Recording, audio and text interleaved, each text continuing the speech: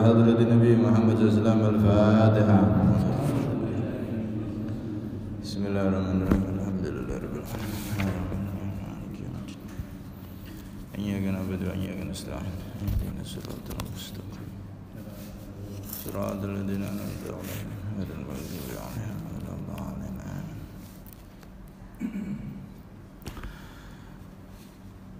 بسم الله الحمد لله والصلاة والسلام على رسول الله سيدنا محمد بن عبد الله وعلى آله وصحبه ومن والاه لا حول ولا قوة إلا بالله. رب اشرح لي صدري ويسر لي أمري واحلل عقدة من لساني يفقه قولي وسدد لساني واهدي قلبي بحق سيدنا محمد النبي صلى الله عليه وسلم. دستوركم يا أهل الدرق ويا أهل الباطن ويا أهل النوبة ويا أهل النور. أما بعد. Hadirin jamaah Masjid Nurul Qamar yang dirahmati oleh Allah Subhanahu wa taala, alhamdulillah. Allah Subhanahu wa taala kembali mengizinkan kita untuk bisa berkumpul di masjidnya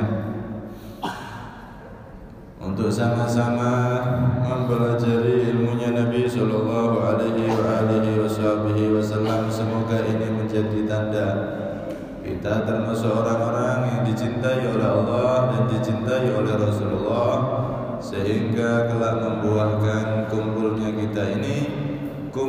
kita bersama Rasulullah di surga Allah. Amin Allahumma amin. Hadirin yang dirahmati oleh Allah Subhanahu wa taala, melanjutkan hadis qudsi. Ya ibadi, law anna awwalakum wa akhirakum wa insakum wa jinnakum qamu fi sa'idin wahidin fas'aluni fa'ataitu kulla wahidin mas'alatahu ma naqasa dhalika mimma 'indi illa kama yanqusul mikhyatu idza udkhilal bahr. Ya ibadi, wahai hamba-hambaku, lau anna awalakum, andaikan sesungguhnya orang awal kalian, wa akhirakum dan orang-orang akhir kalian. Orang awal berarti dari zaman Nabi Adam atau bahkan sebelumnya. Orang akhir berarti nanti yang terakhir hidup ketika di kiamat datang.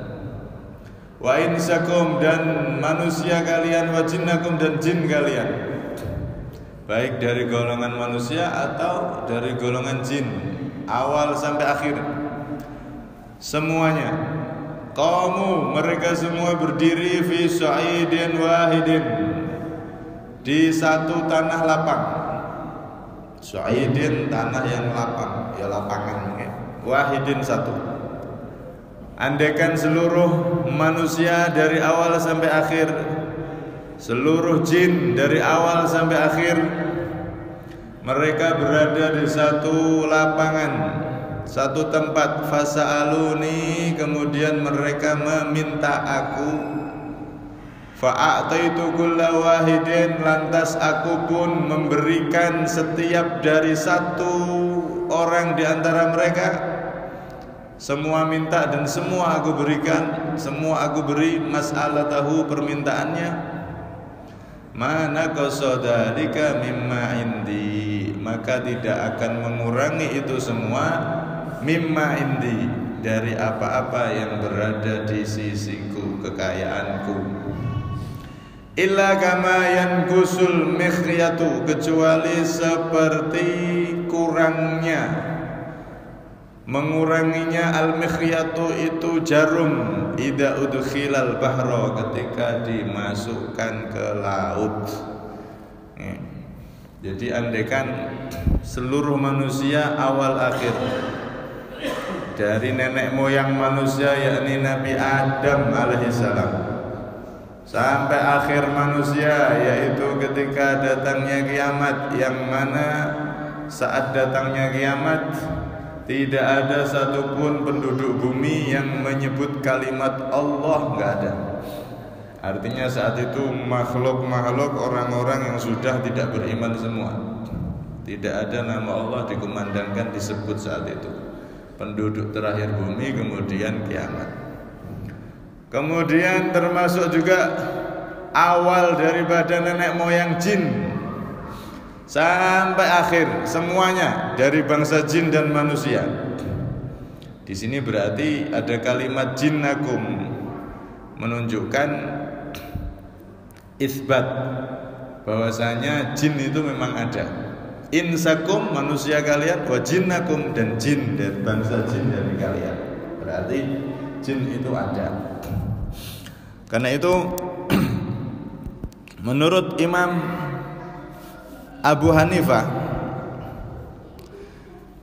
jin itu nanti tidak bisa masuk surga. Dan terus yang taat dari mereka bagaimana? Cuman balasannya adalah tidak dimasukkan ke neraka, tapi tidak masuk surga. Ini menurut Imam Abu Hanifah. Akan tetapi menurut jumhurul ulama, para ulama yang banyak, jumhur kebanyakan ulama, jin itu hukumnya seperti manusia, alias akan masuk surga, juga ada yang masuk neraka. Kalau dia beriman, jin yang beriman, amal soleh, ya masuk surga, sama seperti manusia.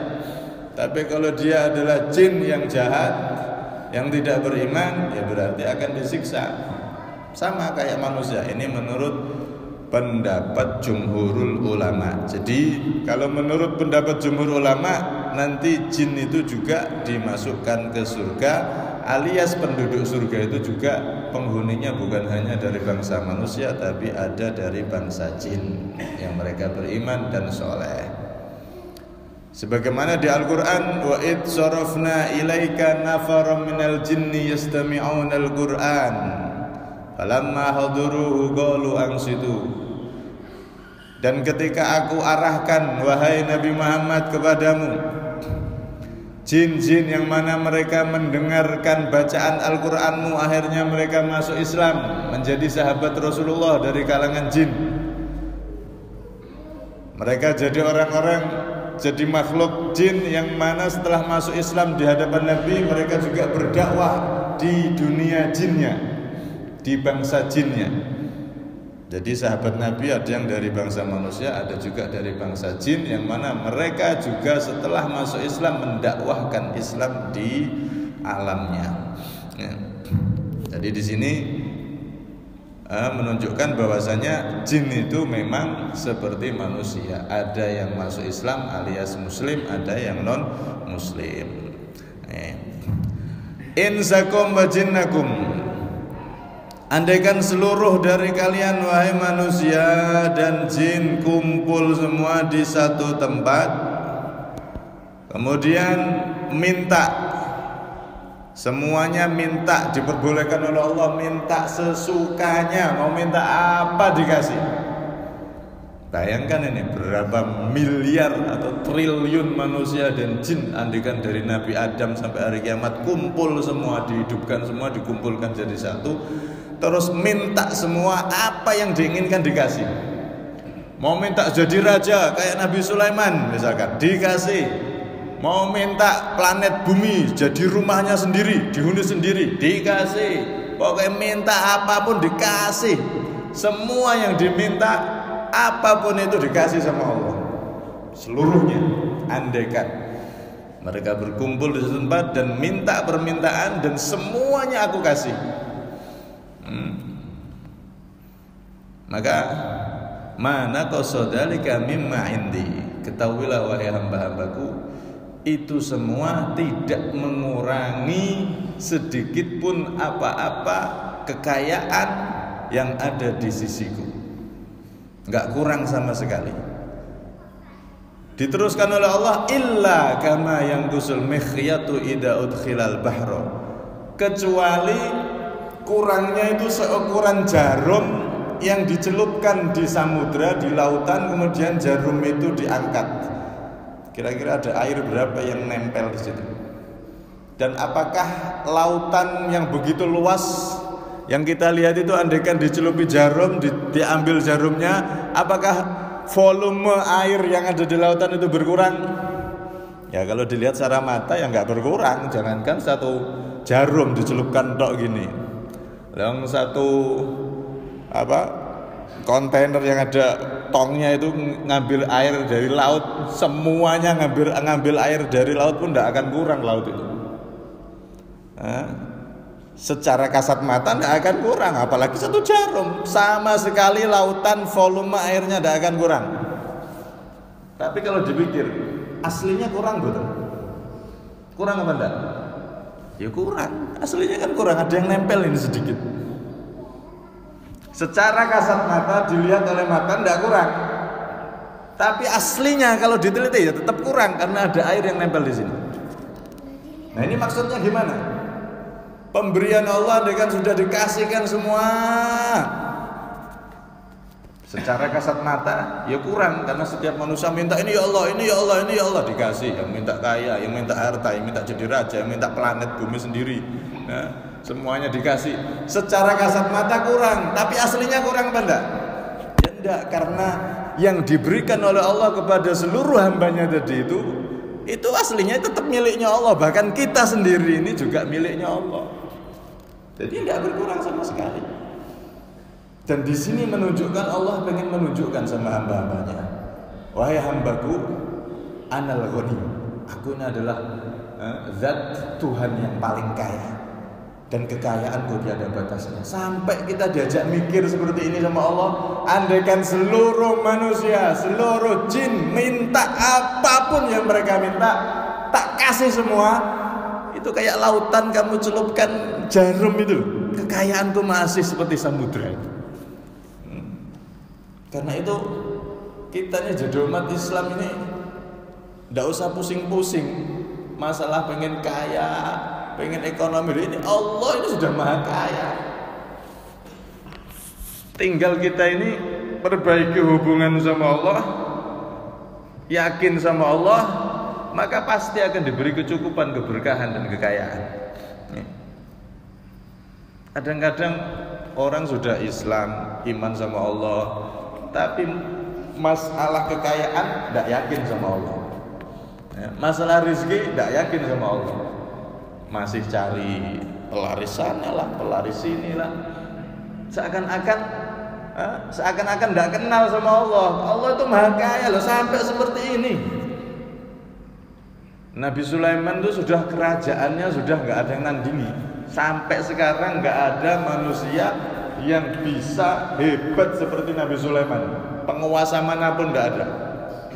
Paling kaya sudah. Nabi Sulaiman ketika jadi raja, wilayah kekuasaannya itu bukan hanya satu negara. Kalau sekarang kan enggak. Negara super power namanya Amerika. Negara yang paling hebat katanya. Super power, paling hebat kekuatannya. Itu wilayahnya seberapa sih? Enggak sampai satu benua. Masih dibagi-bagi negara. Meksiko ini itu tidak sampai satu benua. Semua penguasa saat ini kekuasaannya terbatas hanya satu negara. Tapi Nabi Sulaiman kekuasaannya itu seluruh planet bumi. Sak bumi ini jadi daerah kekuasaan Nabi Sulaiman. Tidak ada yang punya kekuasaan kerajaan melebihi Nabi Sulaiman. La yang bagi ahadim min ba'di. Sampai-sampai ya Allah, Engkau telah berikan aku kerajaan kekuasaan yang begitu besar, yang mana enggak layak untuk diberikan kepada siapapun setelah aku. Jadi tidak ada orang yang sehebat Nabi Sulaiman kekuasaan dan kekayaannya. Paling kaya sudah. Bahkan bukan hanya menguasai alam manusia, alam jin. Alam jin dikuasai. Setan, jin, semuanya tunduk sama Nabi Sulaiman. Hewan-hewan, beliau bisa bicara sama hewan, bisa merintah hewan, tunduk semua. Flora, fauna, seisi bumi ini tunduk sama beliau. Sampai-sampai dikatakan beliau ini pernah terbang sama rombongan jin, setan, semuanya rombongan terbang, dibawa oleh angin. Ketika dibawa oleh angin, dengan rombongan yang begitu megahnya. Di bawah sana ada seorang petani, lihat, hebat Alu Dawud, hebatnya putra Nabi Dawud, Nabi Sulaiman. Ya Allah, hebat kerajaan, kekuasaannya, iring-iringannya. Ini enggak sembarangan, enggak lewat, enggak seperti raja-raja yang lain, lewatnya masih menginjak bumi. Ini Nabi Sulaiman kalau sudah rombongan naiknya naik angin, dibawa oleh angin, terbang semua. Masya Allah, enggak ada ini orang yang lebih hebat daripada beliau. Akhirnya saat itu ucapan dari petani ini ditiup angin dan terdengar oleh Nabi Sulaiman. Kemudian beliau pun menghentikan perjalanan dan turun ke bawah. Wahai petani, ketahuilah, la tasbihatun wahidatun yakbalu Allah khairun mimma ata ala Dawud. Kama qala Nabi Sulaiman alaihissalam. Wahai petani, ketahuilah, ya memang aku diberi kekuasaan kerajaan yang luar biasa seperti ini, dan tidak akan ada satu penguasa lagi setelah aku yang sehebat aku, semegah aku seperti ini. Akan tetapi ketahuilah, wahai petani, satu tasbih yang engkau baca, jika tasbih itu subhanallah, kalimat subhanallah yang engkau baca jika diterima oleh Allah, maka ketahuilah itu lebih mulia, lebih hebat, lebih megah daripada kemegahan yang telah diberikan kepadaku. Kenapa? Karena kerajaanku ini akan sirna, akan habis nanti, tapi tasbihmu jika diterima oleh Allah akan jadi kerajaan di surga. Masya Allah. Jadi tidak ada orang yang sekaya Nabi Sulaiman. Andaikan orang-orang seluruh dari Nabi Adam sampai hari kiamat, jin juga sama, dari awal jin sampai jin yang terakhir, minta kayak jadi Nabi Sulaiman semua, maka ketahuilah wahai hamba-hambaku, semua aku kasih itu, semua permintaan aku kasih. Itu baru seperti jarum yang dicelupkan di lautan yang begitu luas yang kita lihat itu. Jarum itu bagian kecil dari kekayaan yang masih tersimpan, yang masih tersisa banyak dan tidak akan ada habisnya. Ini kita ditunjukkan bagaimana Allah Subhanahu wa taala itu maha kaya secara mutlak dan kekayaannya tiada batas. Sekaya-kayanya orang sekarang, sekaya-kayanya seseorang itu tidak akan mampu, Pak, ngasih bantuan seketika langsung. Contoh misalnya ada orang kaya paling kaya, ngasih bantuan beras kepada masyarakat daerahnya, itu tidak bisa langsung sekali, pasti membutuhkan waktu yang lama. Cara bagi berasnya membutuhkan berapa jam, berapa hari, sampai sekian lama, dan itu pun mungkin cuman bisa bertahan berapa hari aja, berapa bulan aja dia bisa membiayai seluruh desanya. Setelah itu dia tidak akan mampu lagi. Tapi lihat Allah, andaikan semua minta dan langsung aku kasih kontan tanpa perlu waktu yang lama, itu kayak jarum, itu jarum dimasukkan ke lautan yang nempel, inilah semua yang telah aku berikan dan semua yang telah diminta oleh manusia. Menunjukkan Allah betul-betul maha kaya dan tiada batasnya. Karena itu di sini juga termasuk tafaddulan min Allah. Kita ini seakan-akan dimuliakan oleh Allah. Andaikan kalian semua minta, kita bayangkan kalimatnya ini. Andaikan kalian semua wahai hamba-hambaku minta dan aku kasihkan kepada kalian, seakan-akan itu jadi milik kita. Padahal yang dikasihkan oleh Allah itu ya tetap miliknya Allah, bahkan diri kita ini juga miliknya Allah. Tapi di sini seakan-akan ini jadi milikmu. Ini menunjukkan Allah itu saking sayangnya kepada kita, sampai-sampai sesuatu yang sebetulnya milik Allah itu pun seakan-akan diaku menjadi milik kita, disuruh untuk jadi milik kita. Ini saking rahmatnya, saking sayangnya. Sama-sama seorang orang tua yang kaya raya ngasih ke anaknya, ini jadi milikmu, bukan milik saya lagi, bukan milik bapak lagi, udah ini milik kamu. Padahal anak ini tidak pernah kerja, tidak pernah usaha untuk dapatkan kekayaan itu. Tidak, itu bukan milik bapak, ini milik kamu. Ini berarti saking sayangnya Allah Subhanahu wa ta'ala terhadap hamba-hambanya. Karena itu jadilah kita hamba-hamba Allah yang benar-benar yakin kepada Allah Subhanahu wa taala, taat kepada Allah Subhanahu wa taala. Dan pelajaran untuk kita di saat meminta kepada Allah itu minta sesuatu yang benar-benar manfaat di dunia sampai di akhirat. Saat kita doa minta sama Allah, maka minta agar selamat dunia sampai akhirat, jadi orang yang beruntung dunia sampai akhirat. Jangan sembarang minta. Ada sahabat itu ketika Rasulullah mau wudu disiapi sama beliau airnya. Beliau ini sahabat yang peka gitu. Rasulullah membutuhkan apa disiapi, air mau wudu disiapi, peka. Saking pekanya sahabat ini Rasulullah saking seneng. Sama kalau di pesantren apa santri yang peka itu ya gurunya kiainya seneng. Di sekolahan murid yang peka dikasih tahu sekali paham dan peka dia itu guru juga seneng. Kalau sudah seneng ridho jadinya, hatinya seneng ridho. Ini Rasulullah lihat sahabat ini peka banget. Setiap Rasulullah mau wudu disiapi air wudu, bahkan bantu Rasulullah wudu. Setiap mau wudu disiapi Rasulullah. Akhirnya seneng sama sahabat ini. Salni, wahai sahabat, salni, mintalah kepadaku, akan aku mintakan kepada Allah. Mintalah kepadaku. Kamu minta apa? Minta sama aku dan aku akan doa sama Allah, pasti dikabulkan sama Allah. Akhirnya sahabat ini minta bukan permintaan-permintaan yang ada di pikiran kita, Pak. Kalau ada permintaan yang ada di pikiran orang yang banyak utang, ya mintanya uang. Kalau pikiran orang yang kekurangan, ya mintanya kaya. Pikiran orang yang sakit, mintanya sehat. Ini sahabat ini dikasih kesempatan oleh Rasulullah untuk minta satu permintaan, langsung beliau fokus dengan satu permintaan. As'aluka murafaqataka fil jannah. Wahai Rasulullah, aku meminta kepadamu agar aku bisa bersanding denganmu kelak di surganya Allah Subhanahu wa taala. Masya Allah, permintaan yang istimewa, permintaan yang kelas tinggi. Minta supaya tidak hanya masuk surga. Kalau masuk surga itu semua orang beriman akan masuk surga, asal dia mati masih bawa imannya. Orang Islam, orang yang beriman, andaikan dia dikasih uang seberapapun, 1 miliar, 2 miliar, keluar kamu dari Islam, enggak, dia tetap tidak mau.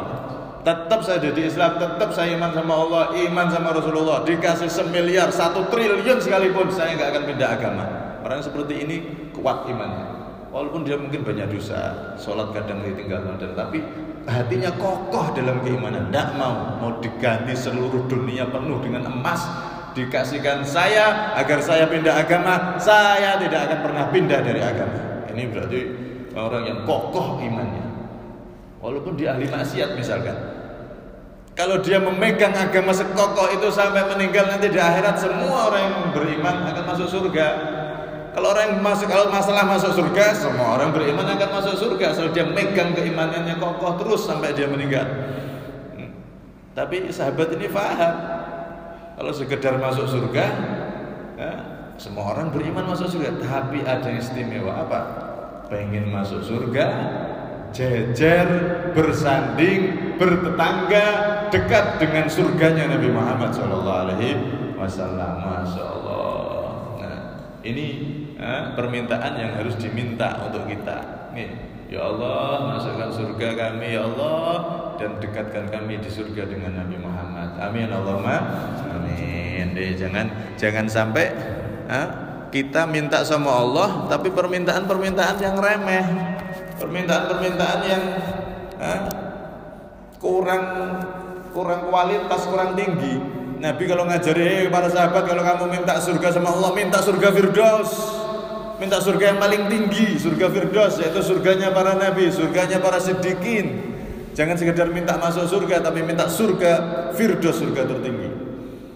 Jangan sekedar pengen masuk surga, tapi minta surga tanpa dihisab, karena Allah ini maha kaya, maha memberi. Sampai diibaratkan tadi itu pemberian Allah kayak lautan. Semua yang diminta hambanya kayak dicelup jarum, dicelupkan di lautan.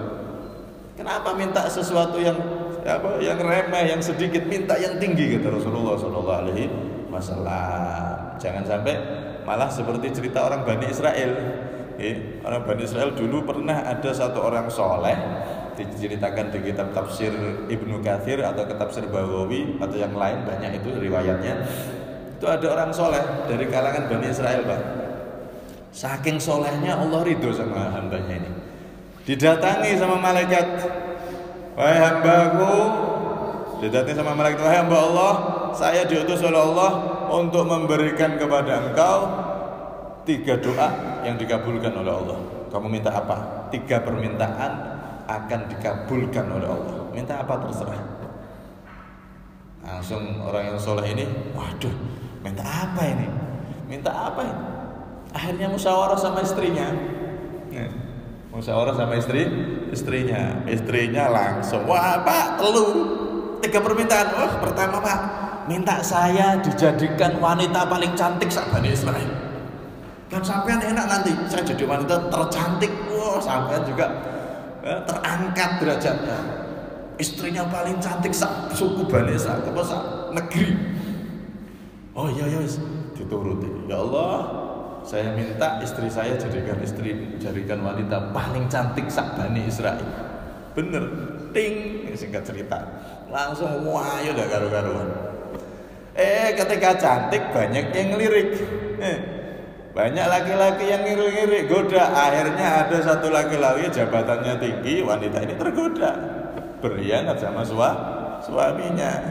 Ketika sudah terbongkar, suaminya marah. Tak kasih satu doa malah meninggalkan saya, hianati saya. Langsung doa yang kedua, ya Allah, jadikan istri saya itu jadi binatang. Jadi binatang akhirnya. Setelah jadi binatang, kembali ke rumah sama anaknya. Kebetulan saat itu dia punya anak. Anaknya minta-minta, ayah kasihan ibu ini jadi binatang.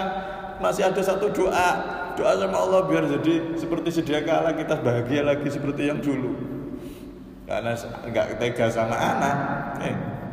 Makanya kadang-kadang istri itu perlu diajak musyawarah, kadang-kadang enggak perlu. Contoh, sampean pengen sedekah. Kondisi keuangan negara niku pas-pasan. Nek kita musyawarah, Bu, sedekahno ya. Enggak bakalan. Ojo sik to, ini kita belum punya longgar kok, udah jangan dulu. Kalau musyawarah ya enggak bisa sedekah, udah ambil aja sebagian, sekira dia enggak curiga, kasihno. Sisanya kasihkan, kita sudah sedekahkan. Karena memang kondisi seperti itu, wajar wanita kayak gitu. Nah, jadi laki-laki harus cerdas. Nah, kalau hasil kita kasihkan semua, akhirnya nggak sodako. Oh, sebagian tak ambil 50.000 kah, 100.000 kah, saya sodako setiap bulan, setiap dapat rezeki tanpa sepengetahuan istri. Ya. Dan itu dilakukan sama orang-orang soleh. Memang perempuan itu kalau dijak musyawarah kadang-kadang malah menjerumuskan, kadang-kadang malah sulit menghalangi seperti itu. Nah, kita yang jadi suami harus cerdas. Kapan waktunya untuk ngajak musyawarah, kapan waktunya nggak perlu musyawarah. Nah, itu harus cerdas. Ini akhirnya didorong anaknya, diminta, Pak, kembalikan ibu seperti semula biar kita bahagia seperti dulu. Wes. Doa yang ketiga, ya Allah, kembalikan seperti yang dulu lagi. Dibalik noting, balik lagi. Rugi, Pak. 3 doa gara-gara nuruti bojo, nuruti istri. 3 doa istimewa yang diijabah oleh Allah hilang semua, balik kayak dulu lagi. Ya Allah, na'udzubillah min dzalik. Karena itu di sini kita digambarkan dalam hadis qudsi ini, Allah itu maha kaya, super kaya, maha kaya, tidak ada batasannya. Karena itu kalau minta sama Allah, minta derajat yang tinggi di surga, minta surga Firdaus, minta jadi orang yang mulia dunia akhirat, minta jadi orang yang dekat sama Nabi Muhammad, minta jadi orang yang selamat dunia akhirat. Bukan hanya untuk kita, jangan untuk kita doa itu.